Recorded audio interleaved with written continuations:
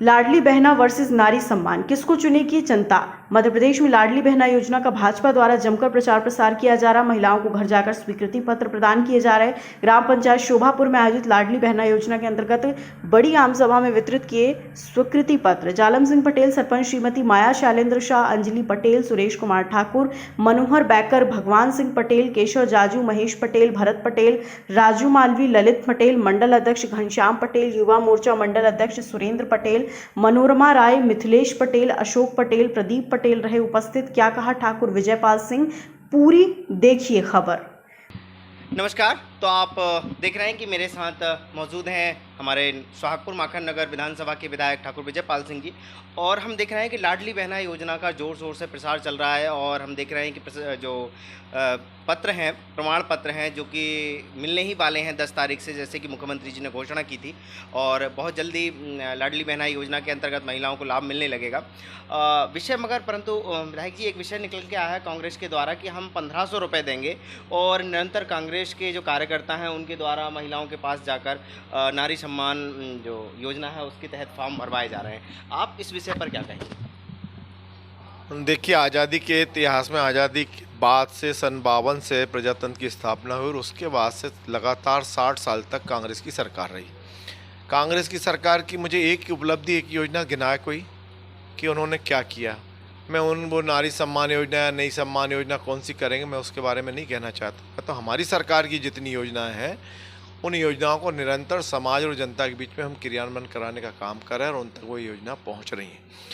सिर्फ उनके पास चुनाव आते हैं, घोषणा तैयार होती है, और घोषणा करने के बाद में फिर चुनाव जब कहीं धोखे से भी जीत जाते हैं तो उस पर अमल कर नहीं करते, और उसको कहीं क्रियान्वयन नहीं करते, और जनता के साथ छलावा करते हैं। ये झूठ बोलने वालों की सरकार है। ये कभी कोई योजना बनाती है, ना चलाती है, ना करती है। आज इतनी योजनाएं अगर देश में या प्रदेश में चल रही हैं, तो प्रदेश के मुख्यमंत्री शिवराज जी और भारतीय जनता पार्टी की सरकार के टाइम में चल रही है। ये कुछ भी कह दें, कुछ भी कर लें, जनता उनकी बातों में नहीं आएगी। जब जो आज़ादी के बाद 60 साल तक इस देश पर राज करते रहे, क्या उनके पास लाडली लक्ष्मी योजना आई, क्या लाडली बहना योजना आई, क्या कन्यादान योजना आई, क्या बेटियों की शादी करने की व्यवस्था की, क्या निकाह करने की व्यवस्था, क्या तीर्थदर्शन योजना चलाई?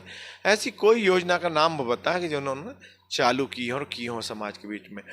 मैं तो अब ये सोचने लगा हूँ उनके बारे में बात ही नहीं करना। हमें हमारी सरकार की उपलब्धि और जनता तक हमारी सरकार की योजना पहुँच जाए, उसके बारे में हमें चर्चा करना है। हम उनके बारे में चर्चा ही नहीं करना चाहते, ना हम पसंद करते, क्योंकि जो झूठ बोलने वाले लोग हैं वो कभी जनता का भला नहीं कर सकते, ना किसान, ना गरीब, ना नौजवान का। विधायक जी, एक विषय और निकला कि उन्होंने नारी सम्मान योजना के बाद एक बात कही कि हम टंकी, जो गैस टंकी जो है, जो भाजपा सरकार के दौरान इतनी महंगी बिक रही है, हमारी सरकार यदि बनती है तो हम 500 रुपये टंकी देंगे। गैस की सिलेंडर जो है 500 रुपये में देंगे। देखिए, उनकी और प्रदेशों में सरकार है, वहाँ का ये योजना चालू है, वहाँ उन्होंने क्या ये योजना चालू की है।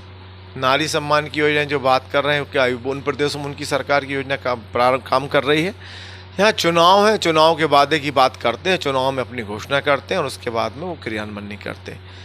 इसलिए हमने कहा है कि हम उनके बारे में बात ही करना पसंद नहीं करते कि वो क्या करते और क्या नहीं करेंगे। वो झूठ बोलने के अलावा कुछ काम नहीं करते, जनता को गुमराह करने का काम करते हैं।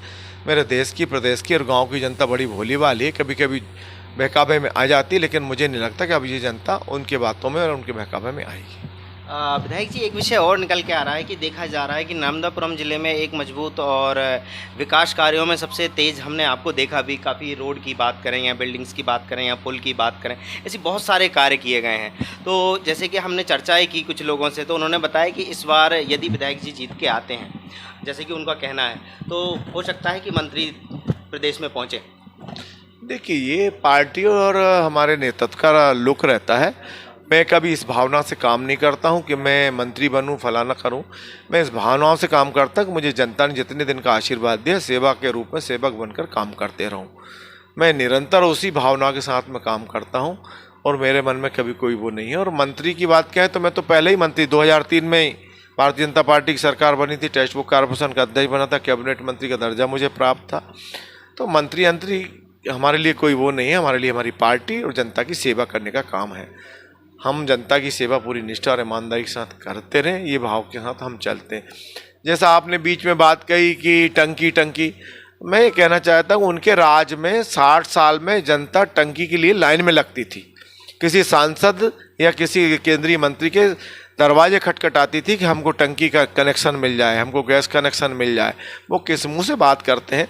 आज हमारी सरकार जनता को जैसे फेरे वाली फेरी लगा के काम करते हैं उसी तरीके से गैस की टंकी देने का हमारी सरकार काम कर रही। हमारे माननीय प्रधानमंत्री जी ने उन गरीब बहनों को फ्री में गैस कनेक्शन करीब 6000 का आता है वो देने का काम किया है। ये कांग्रेस किस मुँह से हम लोगों से बात करती, जनता के बीच में जाती बात करती है? ज़रा खुद अपना दामन उखाड़ कर देखें कि हमने क्या किया जनता के लिए। अगर वो आज क्षेत्र के गांव के विकास कर देते तो मुझे लगता है कि हम और प्रगति और उन्नति करते, लेकिन उनके कारण सारे प्रगति के रास्ते बंद थे। आज हमने गर्व के साथ कह सकते हैं प्रदेश और देश और गांव में विकास किया, विकास के आयाम निरंतर आगे बढ़ रहे हैं।